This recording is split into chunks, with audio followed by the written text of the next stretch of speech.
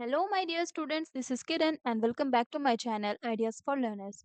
So, in this video, we will do the half part of chapter number 6, that is pressure, winds, storms, and cyclone.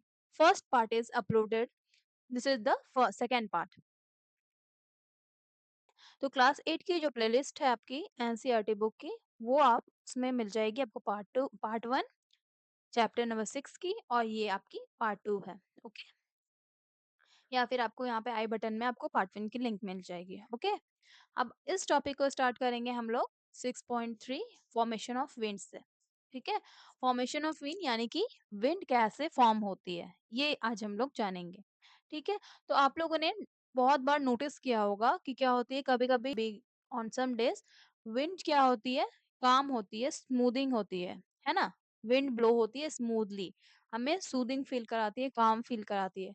और कभी क्या होती है, wind जो है बहुत ही स्ट्रांगली ब्लो करती है, इतना ज़्यादा स्ट्रांगली ब्लो करती है कि वो कभी-कभी हमारे लाइफ और प्रॉपर्टी को डैमेज भी कर देती है। जैसे कि अगर जो छोटे-छोटे झोपड़ी वगैरह बने रहते हैं, हट्स वगैरह, उसमें अगर सीड्स के फॉल सीलिंग्स होते हैं, तो वो उन्हें भी उड़ाकर ले जाती है ना? विंड इतनी स्ट्रांग ब्लो करती है। तो ये सब कैसे होता है? It is due to the formation of wind. Wind कभी बहुत ज्यादा स्ट्रांग हार्श इफेक्ट देता है। ठीक है, तो वही चीज आज हम लोग पढ़ने वाले हैं। तो जिन्होंने लाइक शेयर सब्सक्राइब नहीं किया है वो कर लेंगे, हाइप की ऑप्शन मिले तो हाइप कर लेंगे। ओके, चलिए, अब आपको मैं एक कंडीशंस बता रही हूँ। जैसे कि एक आपका इन्फ्लेटेड बैलून है। ठीक है, जब आप एक इन्फ्लेटेड बैलून को उसके माउथ को क्लोज किए बिना उसको ऐसे ही रख देते हो, तो क्या देखते हो कि एयर जो है आपका बैलून से एस्केप हो जा रहा है। ठीक है, वैसे ही सेम केस किस में होता है, जब हमारा बाइसाइकिल ट्यूब या फिर कोई भी मोटरसाइकिल या फिर कार वगैरह का पंचर जब हो जाता है, उसका ट्यूब, तो पंचर होने से क्या होता है कि धीरे धीरे धीरे धीरे उसका एयर जो है वो स्केप हो जाता है और ट्यूब जो है वो कोलैप्स कर जाते हैं। ठीक है, इन दोनों केसेस में क्या हो रहे हैं, क्या इन दोनों केसेस में एयर का मूवमेंट हाई प्रेशर रीजन से लो प्रेशर रीजन में हो रहा है। तो इस चीज को हम लोग देखेंगे और समझेंगे कैसे, एक्टिविटी करके। ओके, तो इसमें आपको दो क्वेश्चन पूछा जा रहा है। क्या does the difference in air pressure have anything to do with the formation of winds? Air pressure में जो डिफरेंसेस होते हैं, तो क्या उनके वजह से क्या फॉर्मेशन ऑफ विंड्स में कुछ होती है, या फिर और ये पूछ रही है कि how do the winds form. तो इन दोनों क्वेश्चंस के आंसर हमें मिलेगी इन्हें पढ़ने के बाद, है ना। तो एक्टिविटी को किया जाए, इसके लिए आपको क्या करने हैं, दो सिमिलर बैलून्स लेने हैं जो कि थिन रबर के बने हो, और एक ड्रिंकिंग स्ट्रॉ लेने हैं। ठीक है, देन आपको क्या करना है, स्ट्रॉ के वन एंड में आपको एक बलून का माउथ को सिक्योर कर लेना रबर बैंड से। ठीक है, या फिर थ्रेड से। एक बलून को आप बांध कर रख देना। देन क्या करना, now inflate the second balloon and hold its mouth with your fingers so that the air does not escape. और फिर क्या करना है, आपको सेकेंड बैलून को इन्फ्लेट करना है और उसके माउथ को बंद करके रखना है ताकि एयर बाहर ना जा सके। देन क्या करना है, जो फ्री एंड है आपका स्ट्रॉ का, ठीक है, इस इन्फ्लेटेड बैलून के नेक को आपको उसको भी टाइट कर देना है, सिक्योर कर देना रबर बैंड से। ठीक है, रबर बैंड या थ्रेड थ्रेड से आप सिक्योर कर लोगे, तो क्या होगा, एक आपका अनइन्फ्लेटेड बैलून था, एक इन्फ्लेटेड बैलून है। ओके, अब आप क्या देखोगे, इसमें भी अच्छे से आपको सिक्योर करना है ताकि एयर जो है वो बाहर लीक ना हो। ठीक है, अब क्या करना है, एक आपको इन्फ्लेटेड बैलून के साथ टाई करना है एक एंड को, और दूसरा एक अनइन्फ्लेटेड बैलून के साथ करना है। ठीक है, अब आपको प्रेडिक्ट करना है कि क्या होगा उस बैलून के साथ। ठीक है, और उसके बाद आपको ऑब्जर्व करना है कि रियली में एक्चुअली में हो क्या रहा है। ठीक है, जो आप लोगों ने प्रेडिक्ट किया है वो हो भी रहा है या नहीं। और हम लोग ऑब्जर्व करेंगे क्या, कि उसके साइजेस में चेंजेस आएंगे कि नहीं, ये ऑब्जर्व करना है और लिखना है अपने ऑब्जर्वेशंस को। तो उसमें पूछा जा रहा है, what can be the reason for the change in the sizes of balloons. यहाँ पे आप देखो, ये फिगर जो है, इसमें ये बलून आपका फूला हुआ है, ये आपका पचका हुआ था। ठीक है, इसमें फुला हुआ नहीं था, इसमें एयर नहीं था। तो ये क्या हो रहा था ड्यू टू यहाँ पे स्ट्रॉ के मदद से ये यहाँ से एयर जो है आपका धीरे-धीरे, धीरे-धीरे इसमें आ रहा था और ये बैलून को भी इन्फ्लेट कर रहा था। ये अनइन्फ्लेटेड बैलून था, इसको भी ये इन्फ्लेट कर दिया। ठीक है?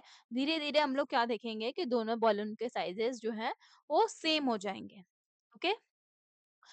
तो the air pressure inside the inflated balloon is higher than the uninflated balloon. Okay, जो एयर प्रेशर है इनफ्लेटेड बैलून में, मतलब जो फूला हुआ बैलून है उसके अंदर जो प्रेशर है और जो फूला हुआ नहीं है, पचका हुआ बैलून है, ठीक है, उसके अंदर जो फूला हुआ बैलून है उसके अंदर का एयर प्रेशर क्या है, बहुत ज्यादा है। इसके अंदर तो एयर ही नहीं फिलता, तो एयर प्रेशर कहाँ से आएगा, है ना? तो हायर ऑब्वियसली इन्फ्लेटेड बैलून का हायर होगा। As a result some air moves from the inflated balloon to uninflated balloon. जो आपका फूला हुआ बैलून था उससे क्या हो रहा है, आपका कुछ एयर जो है वो बच के वो बैलून में जा रहा है और फिर एक कंडीशन ऐसा आएगा कि दोनों में एक जैसा आपका दिखेगा। ठीक है, दोनों बैलून एक जैसे फूले हुए आपको नजर आएंगे। तो क्या हो रहा है, आपका जो अनइन्फ्लेटेड बैलून था वो धीरे धीरे इन्फ्लेट हो जा रहा है। तो there is change in the sizes. इसका भी साइज चेंज हुआ, ये बड़ा से छोटा हो गया और ये छोटा से बड़ा हो गया। ठीक है, तो दोनों में चेंजेस आए, बोथ बैलून्स में साइजेस के चेंजेस आए।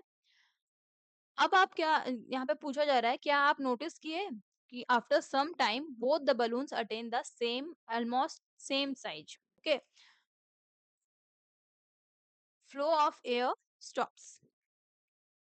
जब आपका दोनों आप जब नोटिस करोगे कि कुछ टाइम के बाद क्या होगा, दोनों का साइजेस जो है बलून के वो सेम होंगे। ठीक है, और एयर का फ्लो जो है वो स्टॉप हो जाएगा। अब एयर इससे नहीं जाएगा उसमें, है ना?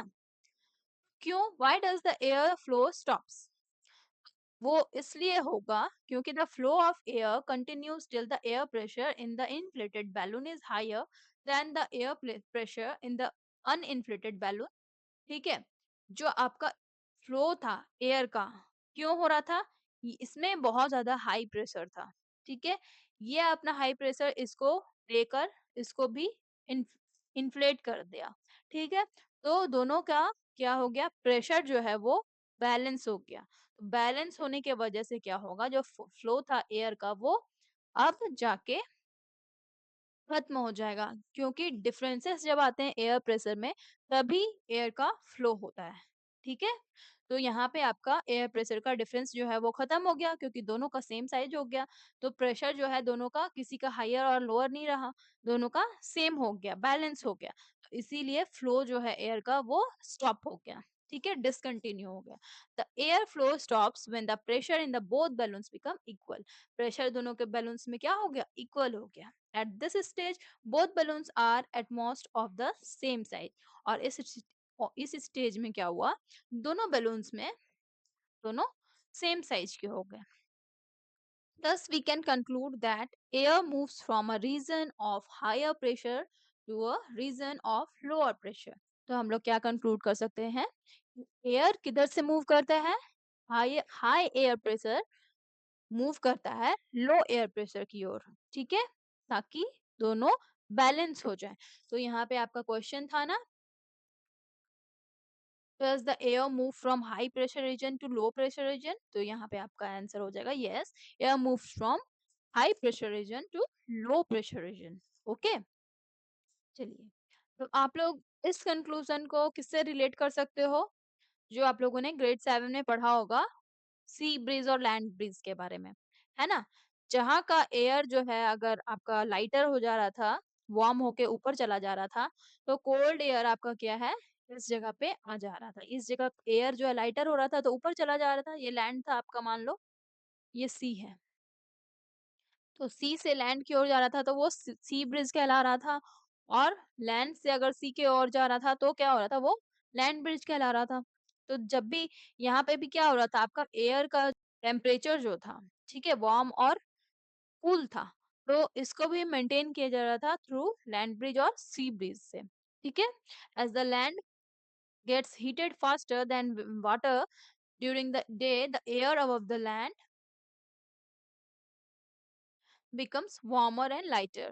वही चीज था मैं बता रही अभी। Hence it rises and creating an area of low pressure. वो क्या क्रिएट कर रहा था? लो प्रेशर का एरिया क्रिएट कर रहा था। जैसे आप देखो डे के टाइम में, ओके, डे के टाइम में क्या होता है, आपका वाटर जो है वो सी का एरिया ये ठंडा होता है और लैंड जो है आपका वो वार्म होगा। तो यहाँ पे वार्म है ये, तो इसके सराउंडिंग्स में जो एयर है, एटमॉस्फेयर है, वो आपका वार्म होगा। तो वार्म होने के कारण वो क्या होगा, राइज अप हो जाएगा। ओके, तब जब ये राइज अप हो जा रहा है तो यहाँ पे आपका क्रिएट क्या कर रहा है, लो प्रेशर, यहाँ एयर आपका चला गया ऊपर। ठीक है, तो एयर कम है, तो एयर कम है तो यहाँ पे आपका लो प्रेशर क्रिएट हो जाएगा। ठीक है, अब क्या होगा, जो एयर है हाई प्रेशर रीजन का यानी कि सी का, यहाँ पे बहुत सारी एयर है, कोल्ड एयर प्रेजेंट है ना, तो एयर बहुत सारी है तो उसका प्रेशर भी है, तो वो हाई प्रेशर रीजन बनाएगा। ठीक है, और ये मूव कराएगा सी से लैंड की ओर, हाई प्रेशर रीजन से लो प्रेशर रीजन की ओर, है ना। अभी हम लोगों ने पढ़ा बैलून का एग्जांपल, उसमें क्या हो रहा था, high pressure air, high air pressure से लो एयर प्रेशर में वो मूव कर रहा था। तो यहाँ पे भी सेम कंडीशन है। ठीक है, जब यहाँ पे कोल्ड एयर प्रेजेंट होंगे बहुत सारे, तो वो हाई प्रेशर क्रिएट करेंगे और इसका एयर जो है वो राइज अप हो जाएगा, तो यहाँ पे ये लो एयर प्रेशर को क्रिएट करेगा।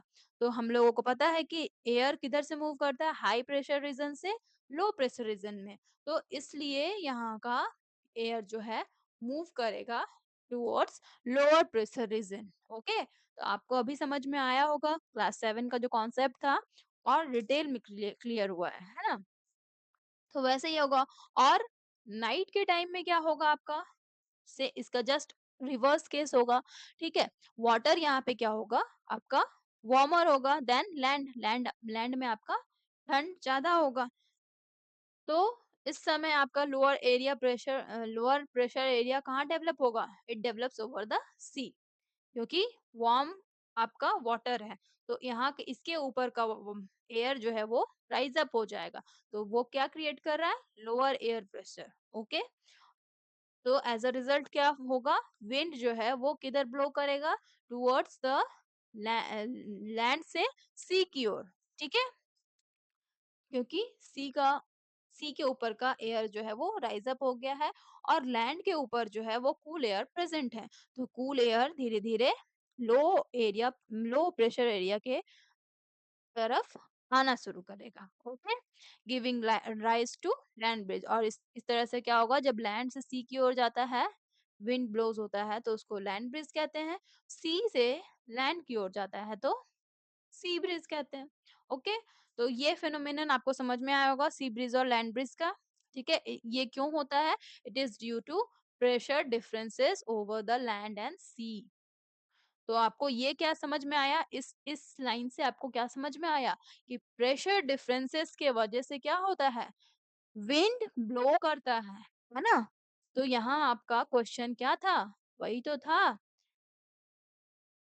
does the differences in air pressure have anything to do with the formation of winds? Yes, air pressure के डिफरेंसेस के वजह से ही क्या होता है, विंड की फॉर्मेशन होती है, विंड फिर फ्लो करने लगता है। ठीक है, जब कभी भी हाई प्रेशर रीजन और लो प्रेशर रीजन एक जगह पे क्रिएट होगा, तो ऑब्वियसली क्या होगा, हाई प्रेशर रीजन से लो प्रेशर रीजन में एयर का मूवमेंट होगा, एयर यानी कि विंड, इस तरह से विंड क्या होंगे, ब्लो होंगे।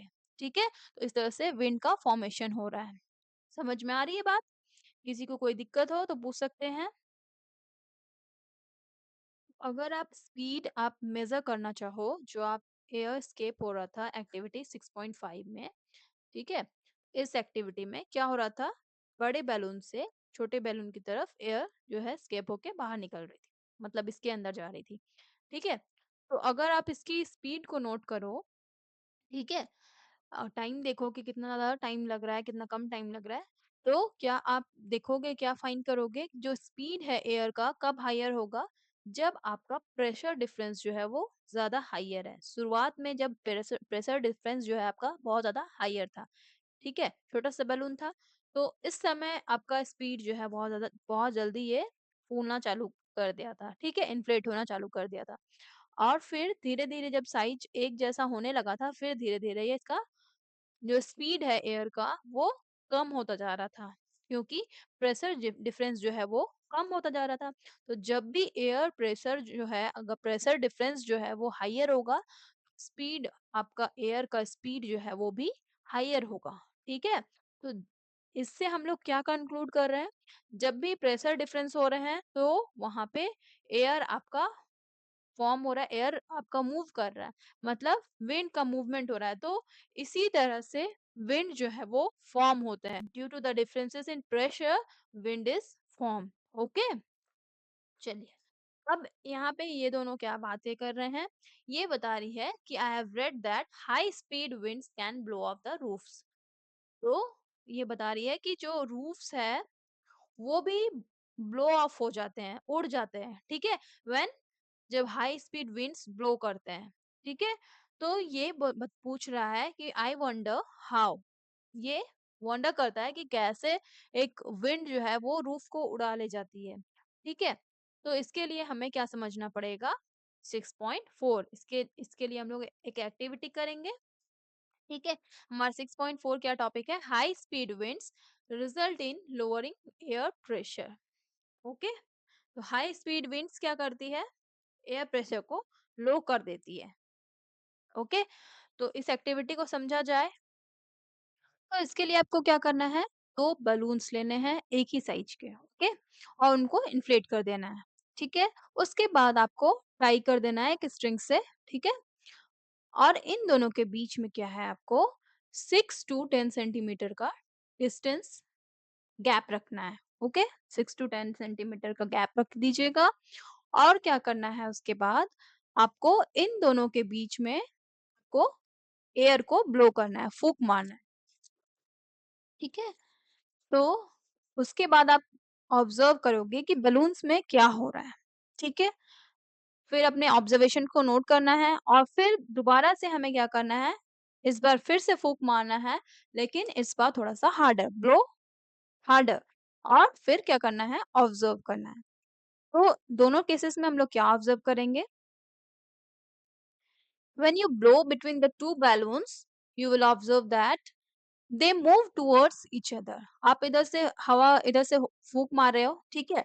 तो ये क्या हो रहा है, बलून्स एक दूसरे की तरफ मूव कर रहे हैं, एक दूसरे के पास आ रहे हैं, ठीक है?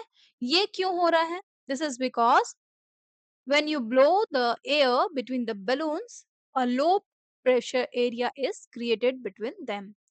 उस वक्त क्या हो रहा है, जब आप ब्लो कर रहे हो एयर, यहाँ से एयर आप ब्लो कर दे रहे हो, हटा दे रहे हो, ठीक है? तो यहाँ पे एयर का क्वांटिटी क्या हो गया, कम हो गया। तो एयर का क्वांटिटी कम होने से क्या होगा, एयर का प्रेशर भी जो होगा वो कम हो जाएगा। इसलिए यहाँ पे क्या हो रहा है, लो प्रेशर एरिया क्रिएट हो जा रहा है, इस जगह पे आपका लो प्रेशर एरिया क्रिएट हो रहा है उनके बीच में, बलून्स के बीच में। और आपके सराउंडिंग्स में जो एरिया में आपका एयर है बहुत ज्यादा, तो यहाँ पे हायर प्रेशर है, ठीक है? तो हम लोगों को पता है क्या, हायर प्रेशर जब भी रहेगा और लोअर प्रेशर एरिया रहेगा, तो higher pressure area lower pressure की तरफ मूव करेगा। तो इसीलिए क्या होता है, ये हायर एयर प्रेशर जो रहता है हमारे सराउंडिंग में मौजूद, वो बलून को पुश करता है और ये एक दूसरे की तरफ जाते हैं, ठीक है? और फिर क्या होता है, जब हम हार्डर ब्लो करते हैं, ठीक है? तो उस वक़्त क्या होता है, जो स्पीड होता है, वो इंक्रीज़ हो जाता है, ठीक है? बलून्स भी एक-दूसरे को अप्रोच करते हैं, वो भी इंक्रीज़ होगा, बलून्स बहुत जल्दी ही एक-दूसरे की तरफ जाने लगेंगे, ठीक है? तो इस एक्टिविटी से हम लोग क्या समझे, that high speed winds are accompanied by a reduced air pressure. तो जब स्पीड विंड्स आ रही है, तो क्या हो रहा है, एयर प्रेशर जो है वो रिड्यूस हो जा रहा है। जब आप ब्लो कर रहे हो एयर को, तो क्या हो रहा है, यहाँ पे एयर आपका लोअर हो जा रहा है, ठीक है? एयर प्रेशर जो है वो लोअर हो रहा है और बाहर का प्रेशर जो है, हायर वाला प्रेशर वो लोअर की तरफ जाने की कोशिश कर रहा है, ठीक है? तो इस तरह से क्या हो रहा है, प्रेशर आपका लो हो रहा है, विंड आपका जब स्पीड बढ़ रहा है, हाई स्पीड विंड आ रही है, तो एयर की प्रेशर जो है वो रिड्यूस हो रही है, ठीक है? तो इससे हम लोग यही समझ रहे हैं कि हाई स्पीड विंड जब भी रहेगा, वो हमारे एयर प्रेशर को रिड्यूस करेगा, घटाएगा, ओके? तो यही हमारा टॉपिक था, ठीक है? High speed wind resulting lowering of air pressure. ये हाई स्पीड विंड क्या कर रहा है? एयर प्रेशर को लोअर करने की कोशिश कर रहा है, ओके? अब क्या है जो हमारे रूफ के हाउसेस जो ब्लो हो जाते हैं, ठीक है?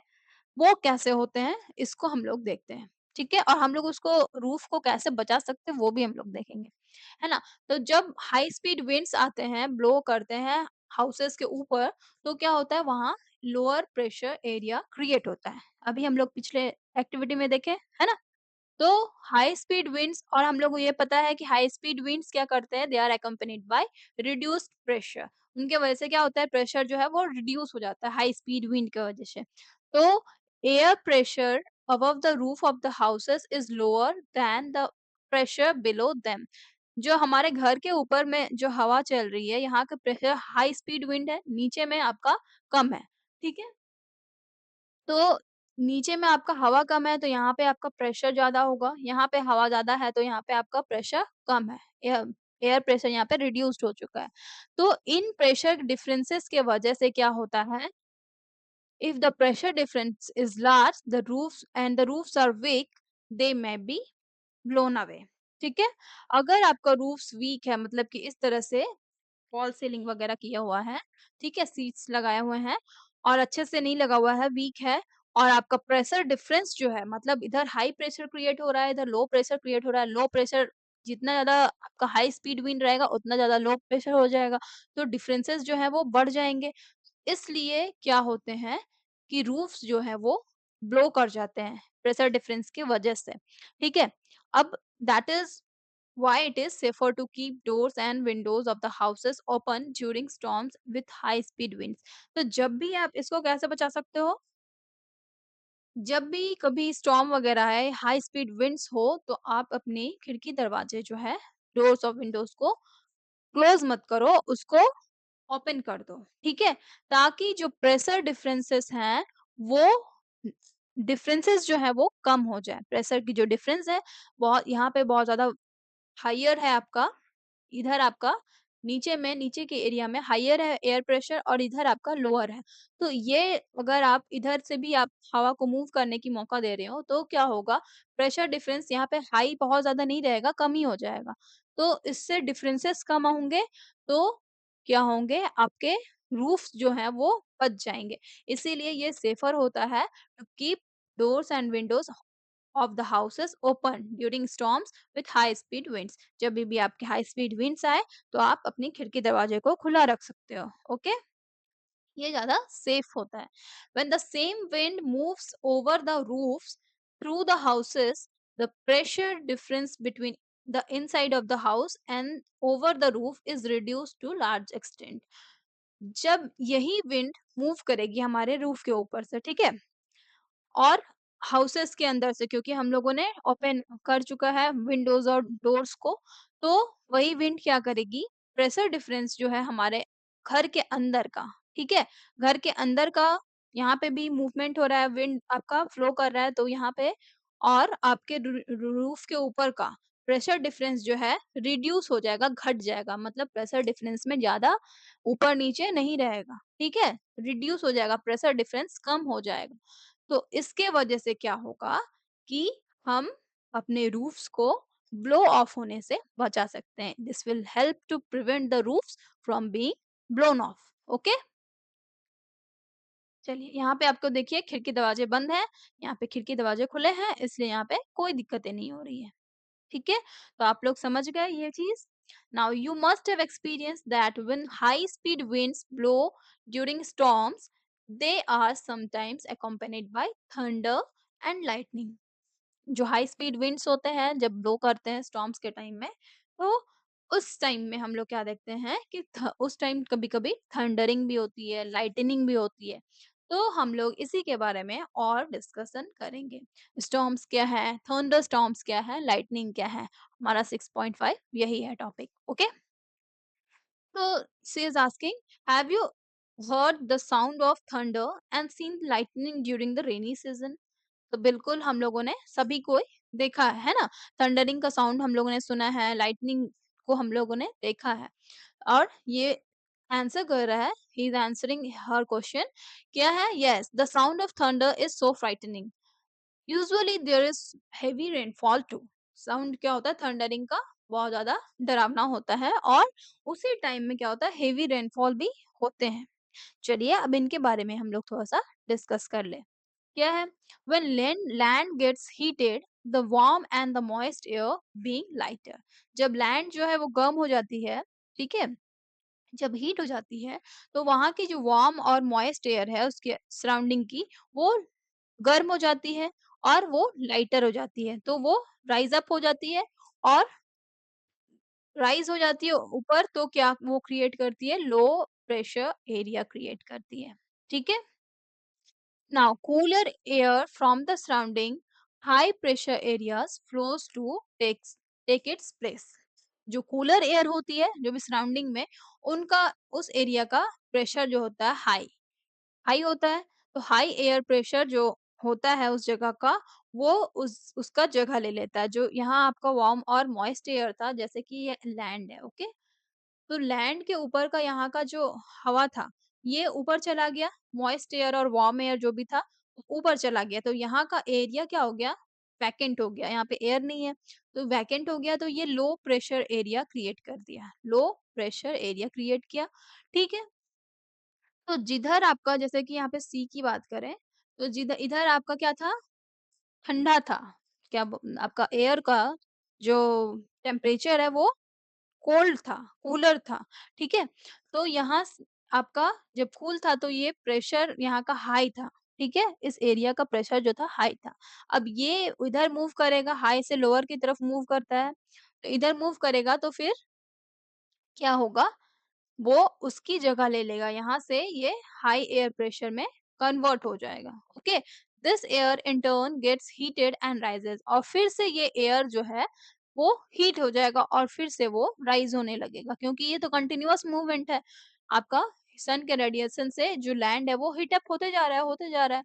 तो ये कंटिन्यूअस प्रोसेस जो है वो चलता रहेगा। तो इसी प्रोसेस की वजह से क्या हो रहा था, विंड जो है आपका फॉर्म हो रहा था। तो ये विंड भी सर्कुलर यहाँ का एयर यहाँ आ रहा है, यहाँ का ऊपर जा रहा है, तो इस तरह से सर्कुलर विंड जो है वो उसका प्रोसेस हो रहा है। This result in a continuous process of wind circulation. ठीक है? इस तरह से विंड सर्कुलर मूवमेंट में विंड आपका फॉर्म हो रहा है। Now as the rising air expands it cools and moisture in it condenses to form water droplets. जो भी आपका एयर राइज हुआ ऊपर में, ठीक है? ऊपर जाने के बाद क्या होता है कंडेंसेशन प्रोसेस हम लोगों ने पढ़ा है। ऊपर जाने के बाद वो फिर से ठंडा हो जाएगा और जो मॉइस्ट एयर था वो कंडेंस करेगा और वाटर ड्रॉपलेट्स वहाँ पे फॉर्म करेगा, है ना? और वो क्या बना देगा? क्लाउड्स बना देगा। The water droplets merge to form heavier droplets which came down as rain, hail or snow. जो भी वाटर ड्रॉपलेट्स जो आप लोगों ने वाटर साइकिल में पढ़ा है वही कॉन्सेप्ट यहाँ पे है, ठीक है? तो वाटर ड्रॉपलेट्स सबसे मर्ज करके क्या बनाएँगे? हेवियर ड्रॉपलेट्स बनाएँगे और वही क्या है रेन की तरह, हेल की तरह, स्नो की तरह हमारे अर्थ पे आएँगे वापस से, ठीक है? The strong winds accompanied by rain is called storm. जो बहुत ज़्यादा आपका स्ट्रॉन्ग विंड्स होता है, बहुत ज़्यादा तेज़ हवाएँ चल रही होती है रेन के टाइमिंग में, उसी को क्या कहा जाता है? स्टॉर्म कहा जाता है, ओके?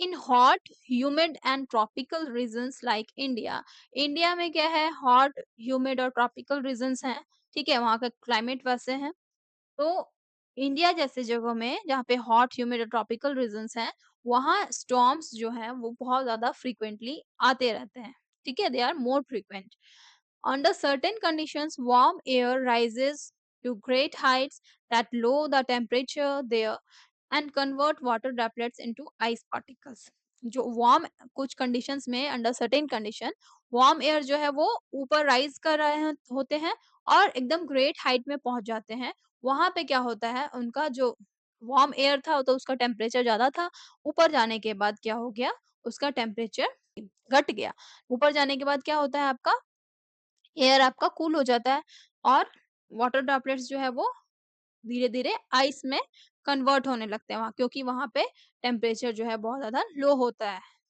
एट ग्रेट एल्टीट्यूड क्या होता है, जितना आप एल्टीट्यूड जितने हाइट में जाओगे तो क्या होगा, आपका टेम्परेचर लो होगा, तो लो होने की वजह से क्या होगा, वो जो वाटर ड्रॉपलेट्स थे वो आइस में फॉर्म करेंगे। ओके, अब आपका क्या है, स्ट्रॉन्ग विंड्स जो आपके ब्लो हो रहे हैं, ठीक है, ये अपवर्ड डायरेक्शन में ब्लो हो रहे हैं और डाउनवर्ड डायरेक्शन में ब्लो हो रहे हैं, ठीक है।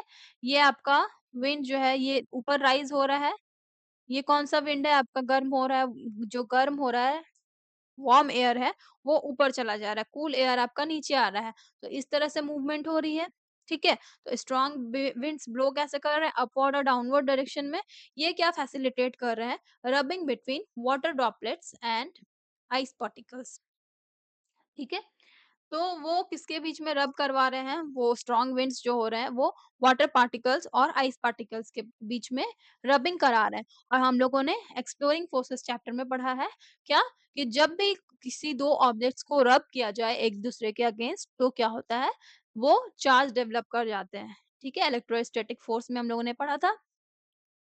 तो इस केस में क्या होंगे, स्ट्रॉन्ग विंड्स जो ब्लो करेंगे अपवर्ड डायरेक्शन में और डाउनवर्ड डायरेक्शन में and rubbing against each other causes electric static electric charges, ठीक है। जो स्ट्रॉन्ग विंड ब्लो कर रहे हैं अपवर्ड और डाउनवर्ड डायरेक्शन में और वहां पे रबिंग भी हो रही है, ठीक है, आइस और वाटर के बीच में, तो वो क्या डेवलप करेगी, स्टैटिक इलेक्ट्रिक चार्जेस, ठीक है, with in the clouds. Clouds के अंदर आपका वाटर पार्टिकल्स भी मौजूद है और आइस पार्टिकल्स भी मौजूद है, तो क्लाउड्स के अंदर आपका स्टैटिक इलेक्ट्रिक चार्जेस वो डेवलप कर देंगी। ओके, किसकी वजह से डेवलप हो रहा है, विंड के अपवर्ड और डाउनवर्ड डायरेक्शन में ब्लो होने की वजह से क्या हो रही है, रबिंग हो रही है, ठीक है, किसमें हो रही है रबिंग, वाटर और आइस पार्टिकल्स में, और इनके वजह से स्टैटिक चार्जेस डेवलप हो रहे हैं। Okay, now the positively charge lighter ice particles move upwards and occupy upper part of the clouds. देखिए, यहाँ पे आपको कहा गया है लाइटर आइस पार्टिकल्स, ठीक है, और यहाँ पे कहा गया है हेवियर वाटर ड्रॉपलेट्स। तो आप लोगों को तो पता ही है आइस जो है वाटर से ज़्यादा लाइटर होती है, तो इसीलिए यहाँ पे लाइटर कहा गया है। तो जो लाइटर है आपका आइस पार्टिकल्स वो पॉजिटिवली चार्ज हो जाते हैं और वो कहाँ मूव कर देते हैं, वो ऊपर की ओर चले जाते हैं। क्योंकि ज़्यादा हाइट में आपका टेम्परेचर लोअर रहता है, तो ऊपर में आपका आइस का फॉर्मेशन रहेगा और नीचे में आपका वाटर ड्रॉपलेट्स रहता है, ठीक है? तो आइस कैसे चार्ज्ड हो गए हैं? पॉजिटिवली चार्ज, तो ये आपका ऊपर का एरिया में अपर पार्ट ऑफ क्लाउड्स में चले जाएँगे, ठीक है? और नीचे में जो नेगेटिवली चार्ज है वो कौन है? वाटर पार्टिकल्स हैं। वाटर पार्टिकल्स जनरली नीचे रहेंगे क्योंकि वो हेवियर भी है और दूसरा क्या है रीज़न, कि जितना ज़्यादा ऊपर में रहेगा, जितना ज़्यादा एल्टीट्यूड में रहेगा, वो क्या होगा, ऊपर ऊपर लोअर टेम्परेचर रहता है, तो लोअर के कारण यहाँ पे आइस आपका ऊपर रहेगा और यहाँ का आपका टेम्परेचर थोड़ा डाउन रहेगा, तो ये मेल्ट होके वाटर का फॉर्म में रहेगा। तो ये वाटर आपका इसीलिए लोअर पार्ट में रहेगा, क्लाउड्स के लोअर पार्ट्स में, ठीक है? तो there thus a charge separation within the clouds takes place। एक ही क्लाउड में क्या हो गया, चार्ज सेपरेशन टेक्स प्लेस हो गया, ऊपर में आपका पॉजिटिव है और नीचे में आपका नेगेटिव चार्ज है, ठीक है। Also, when negatively charged lower part of clouds move closer to the ground, it causes the ground and nearby objects such as trees and or buildings to become positively charged, ठीक है। जब negatively charge जो आपका particles है, ठीक है, water का cloud के अंदर जब वो ग्राउंड के क्लोज मूव करेगा तो क्या होगा, इस इसके क्लोज आने से क्या होगा, जो भी अर्थ में जो भी पार्टिकल्स हैं जैसे कि नियर बाय ऑब्जेक्ट्स हैं, जैसे कि ट्रीज हो गए, बिल्डिंग्स हो गए, ठीक है, ये सब में पॉजिटिव चार्ज डेवलप हो जाएगा, है ना। यहाँ ट्रीज वगैरह में पॉजिटिव चार्ज डेवलप हो जाएंगे। ओके, आपको बताया जा रहा है कि एयर जो है, ठीक है, वो एक इलेक्ट्रिकल इंसुलेटर है। इंसुलेटर मतलब इंसुलेटर और कंडक्टर आप लोगों ने पढ़ा था ना। कंडक्टर वो होता है जो कंडक्ट कर सकता है इलेक्ट्रिसिटी को, ठीक है। इंसुलेटर वो होता है जो इलेक्ट्रिसिटी के फ्लो को कंडक्ट नहीं करता है, फ्लो को स्टॉप कर देता है। ओके, तो एयर को नॉर्मली माना जाता है कि वो एक इलेक्ट्रिकल इंसुलेटर है, मतलब इलेक्ट्रिसिटी कंडक्ट नहीं कर सकता है, ठीक है? और साथ ही क्या करता है वो अपोजिट चार्जेस को मीट होने नहीं देता है। बीच में एयर पार्टिकल्स आपके रहेंगे तो क्या होगा, due because it is an electrical insulator, opposite charges जो है वो मीट अप नहीं करेंगे, okay? But when the buildup of charges become very large, अगर बहुत ज्यादा होंगे चार्जेस जो है वो बिल्ड हो रहे हैं और बहुत ज्यादा क्वांटिटी में होंगे, तो क्या होगा, आपका एयर का जो इंसुलेटिंग प्रॉपर्टी है वो खत्म हो जाएगा, वो ब्रेक डाउन हो जाएगा, ठीक है? तो एयर का जब इंसुलेटिंग प्रॉपर्टी, मतलब एयर अपना इंसुलेटिंग प्रॉपर्टी को खो देगा और कंडक्टिंग प्रॉपर्टी को ले आएगा, ठीक है? मतलब कंडक्ट कर लेगा वो भी इलेक्ट्रिसिटी को। तो sudden flow of charges takes place, वहां पे चार्जेस का फ्लो होना शुरू हो जाएगा, producing a bright flash of light called lightning. और ये क्या प्रोड्यूस करेगा, ब्राइट फ्लैशेस, जैसे हम लोग के फोन में फ्लैशेस आते हैं ना, उसी तरह से यहाँ पे ब्राइट फ्लैश आपका देखने को मिलेगा, यहाँ पे प्रोड्यूस हो जाएगा। और उसी को क्या कहा जाता है, लाइटनिंग कहा जाता है। जब भी लाइटनिंग होती है तो हमें ब्राइट फ्लैश ऑफ लाइट देखने को मिलता है, ठीक है? तो यहाँ पे क्या होता है, a sudden flow of charge takes place, ठीक है? इनके वजह से ब्राइट फ्लैश जो है वो प्रोड्यूस होता है। Now lightning can occur as opposite charges collide when within a cloud, between the cloud और between clouds and the crowds. Lightning कैसे अकर होता है, जब अपोजिट चार्ज कोलाइड करते हैं, मतलब पॉजिटिव नेगेटिव एक दूसरे से मिलेंगे, ठीक है, टकराएंगे। जैसे कि एक आपका इधर है ना क्लाउड है, एक इधर भी आपका क्लाउड है, ठीक है? यहाँ पे पॉजिटिव चार्जेस है और यहाँ पे नेगेटिव चार्जेस हैं।